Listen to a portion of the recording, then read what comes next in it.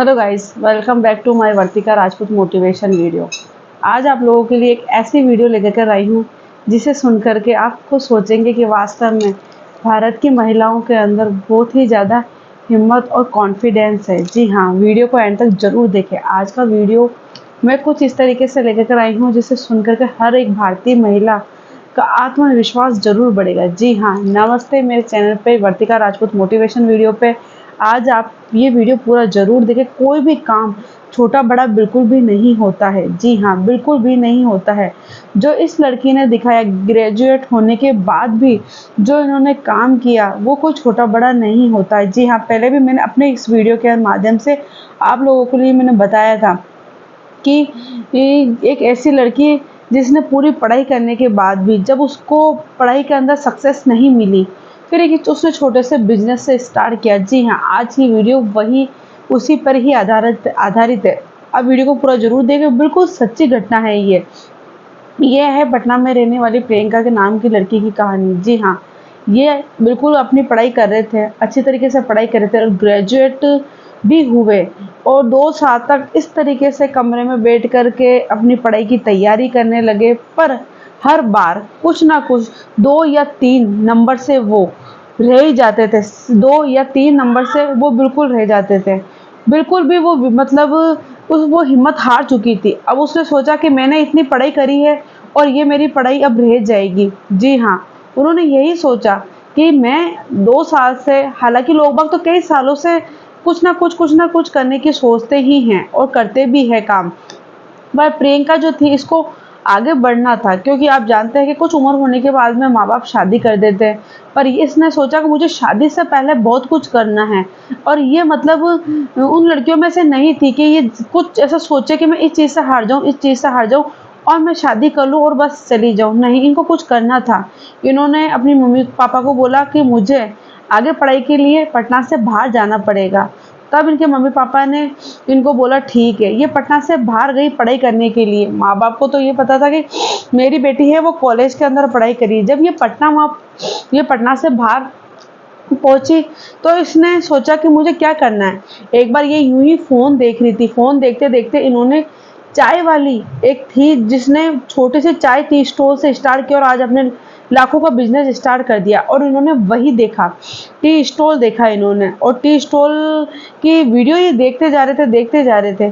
फिर इनके मन में लगा कि क्यों ना मैं भी एक टी स्टॉल खोल लूँ। और ये वहाँ के ही एक जो कॉलेज होती है और बाजार होते हैं उनके उन्होंने राउंड काटना स्टार्ट किया। इन्होंने देखा कि वहाँ पे जितने भी टी स्टॉल पे है वहाँ पे सब आदमी ही आदमी काम करने वाले हैं, औरतें बिल्कुल भी नहीं है। फिर वहाँ पर एक गर्ल्स कॉलेज थी बहुत बड़ी, वहाँ देखा इन्होंने तो वहाँ पे कोई भी टी स्टॉल चाय स्टॉल वाला नहीं था और बाकी जो थे वो सब ही थे, नाश्ते पानी वाले सब थे, सब जेंट्स थे, लड़के भी नहीं थे, आदमी थे। तो इन्होंने सोचा कि क्यों ना मैं इस कॉलेज के सामने चाय का टी स्टॉल का खोलूँ ये। तब इन्होंने सोचा, इनको वो जगह बहुत अच्छी लगी। फिर इसने सोचा कि मुझे स्टॉल के लिए कम से कम 50-60 हज़ार रुपये तो चाहिए ही सही, क्योंकि स्टॉल लाना, उसके बर्तन लाना, उसके सामान लाना और इतने पैसे इसको चाहिए थे। अगर माँ बाप से मांगती तो माँ बाप बोलते कि तुझे किस में चाहिए। अब ये सोच में पड़ गई। इसने कई कंपनियों के सब जगह चक्कर काटे, लोन लेने वाले के चक्कर काटे और लोन ऐसे नहीं दिया जाता है। फिर लोन वालों ने कहा किस बेसिक पे तुम काम करोगी, किस पे क्या करोगी, हमें पूरा वो बना के दो। इन्होंने टी स्टॉल के ऊपर बहुत बड़ा बिजनेस का वो बना करके दिया, फिर भी इनको लोन नहीं मिला। पर किस्मत जब साथ देती है तब आप कहीं से भी कोई सहायता करने वाला मिल ही जाता है। प्रियंका का वहाँ पे ही कोई फ्रेंड था कॉलेज का जो इस प्रियंका को वहाँ पे मिला। तब प्रियंका ने पूरी बात उनको बताई और प्रियंका को जब पूरी बात उनको बताई तो लगा, उसने बोला कि मैं तेरी हेल्प करूंगा और तू मुझे बाद में ये किस्तों में पैसे दे देना।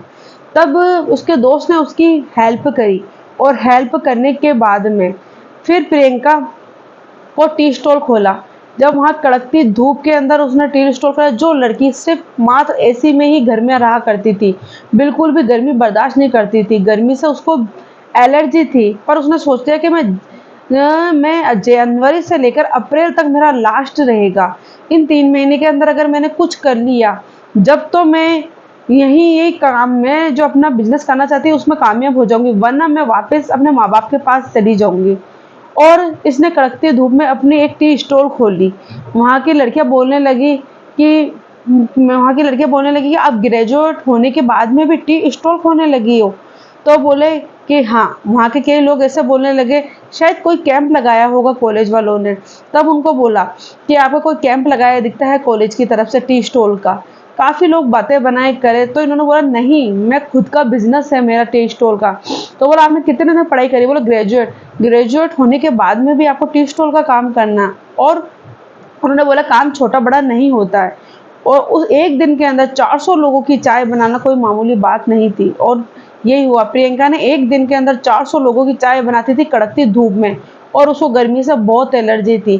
फिर भी वो अपने सपनों को साकार करना चाहती थी, क्योंकि वो बिजनेस छोटे से काम को छोटा नहीं समझती थी। उसको पता था कि इस काम से वो बहुत बड़ा नाम कमाई लेगी, और ऐसा ही हुआ। जो प्रियंका थी वो धीरे धीरे वहाँ काम करने लगी, और उसकी टी स्टॉल वास्तव में बहुत अच्छी चलने लगी। पर वहाँ पे ही कुछ ऐसे लोग थे जो ये बोलते थे कि हम प्रियंका का ये टी स्टॉल यहाँ से हटवाएंगे सरी। वहाँ के नगर निगम के से बात करी, तो वहाँ के जो ऑफिसर थे उन्होंने आकर के जब प्रियंका को देखा कि इतनी कड़कती धूप में ये लड़की मेहनत कर रही है, और आज की जनरेशन की लड़की है, ये शर्मा नहीं रही है और ग्रेजुएट है, तो उसने भी प्रियंका का साथ दिया और बोला कि बेटा तुम काम करो, तुम्हें यहाँ से कोई नहीं हटाएगा। तब प्रियंका का हौसला और आत्मविश्वास और आगे बढ़ा कि अब तो शायद मैं कुछ कर पाऊंगी, क्योंकि एक होता है कि नगर निगम वाले वहां से हटा देते तो बहुत ज़्यादा दिक्कत होती है। वहाँ के कॉलेज वाले से उसको बात करी हटाने के लिए, पर सब ने प्रियंका का उस टाइम साथ दिया, और प्रियंका की इसी तरीके से चाय की टी स्टॉल इतनी आगे बढ़ने लगी। कई लोग वहाँ पे उस पर जैसे कि मैं आपको बता रही हूँ, इतना सरल नहीं था। उसने कई कठिनाइयाँ देखी, सोचे कि धूप में बिल्कुल चाय बनाना और शर्म बिल्कुल नहीं रखना को कोई क्या सोचेंगे। प्रियंका के माँ बाप को बिल्कुल भी नहीं पता था कि उनकी जो बेटी है वो वहाँ पे जाकर के अपना बिजनेस कर रही है।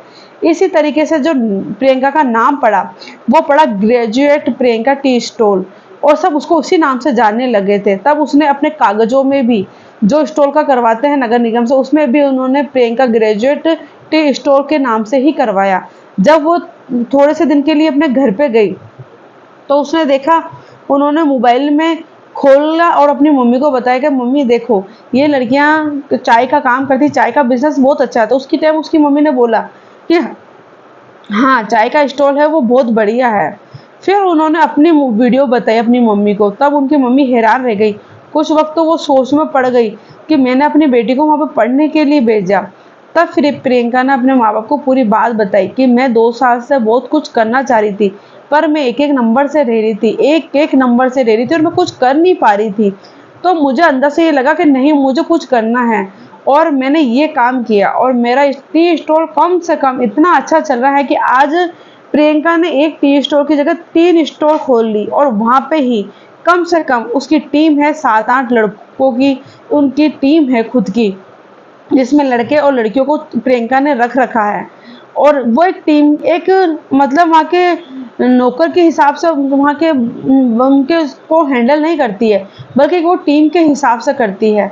और प्रियंका की टी स्टॉल इतनी अच्छी चलने लगी कि प्रियंका ने जगह जगह टी स्टॉल की बड़ी बड़ी सारी जो होती है दुकान, वो खोल ली और खुद के दम पे, और एक पहचान बनाने लगी।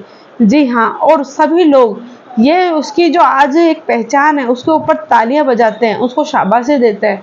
और उनके जो माँ बाप थे जिनकी सोच थोड़ी सी अलग थी, उन्होंने भी प्रियंका का बिल्कुल सपोर्ट दिया। जब कुछ करने की नहीं होती है ना कि सामने हम क्या करें क्या नहीं करें, पर जो हमें समझ में आता है कि हमें ये काम करना चाहिए, तो वो काम कर लेना चाहिए। हमें कभी ये नहीं सोचना चाहिए कि छोटा बड़ा कौन सा काम होता है। नहीं, अगर प्रियंका अगर स्टोर नहीं का चाय का काम नहीं कर पाती तो वो आगे कैसे बढ़ती, क्योंकि वो हर एग्जाम में 1 या 2 नंबर से रह रही थी, और उसको जल्दी से जल्दी अपनी पहचान बनानी थी, अपने पैरों पे खड़ा होना था, आगे बढ़ना था। क्योंकि वो जानती थी कि मेरे एक वक्त के बाद में मेरे माँ बाप मेरी शादी करवा देंगे, और फिर मेरी जो चीज़ करने की वो मेरे हाथ में नहीं, मेरे ससुराल वालों के हाथ में चली जाएगी। तो प्रियंका ने बस यही कदम उठाया। हालांकि प्रियंका ने अपने माँ बाप को नहीं बताई, ये थोड़ा गलत था, पर प्रियंका ने अपनी एक नई पहचान बनाई, और वहाँ के लोग प्रियंका को जानने लगे। इससे कई लड़कियां इस चीज़ से प्रेरणा लेने लगी कि चाहे काम कोई सा भी हो, बस हमें पूरे मन से और कॉन्फिडेंस से उस काम को करना चाहिए, और अपने सपनों को साकार जरूर करना चाहिए। लोग क्या बोलते हैं उनके ऊपर बिल्कुल नहीं जानना चाहिए। ये हमेशा मैं हर एक वीडियो में बोलती हूँ, क्योंकि हम हमेशा उसी चीज़ से दबते हैं कि लोग क्या कहेंगे, समाज को लोग क्या कहेंगे, और हम कुछ भी नहीं कर पाते इसी शर्म के कारण। पर हमें ये चीज़ नहीं करनी चाहिए, क्योंकि हमें वो लोग खाने के लिए नहीं देते। जब मुसीबत पड़ेगी तो बाहर के लोग कोई हमारी सहायता करने के लिए नहीं आएगा, दो पैसा देने के लिए नहीं आएगा। हमारी खुद की पहचान, हमारी खुद की पूंजी ही हमारी सहायता करेगी। तो आपको मेरी ये वाली वीडियो कैसी लगी है मुझे कमेंट में ज़रूर बताएं। अगर चैनल को अभी तक सब्सक्राइब नहीं किया है तो जल्दी से लाइक, सब्सक्राइब, शेयर करें। कमेंट करके ज़रूर बताएं कि आज का मेरा ये वीडियो कैसा लगा, ताकि आप लोगों के लिए और भी न्यू मैं वीडियो लेकर आती रहूँ। जब तक के लिए नमस्ते, जय हिंद।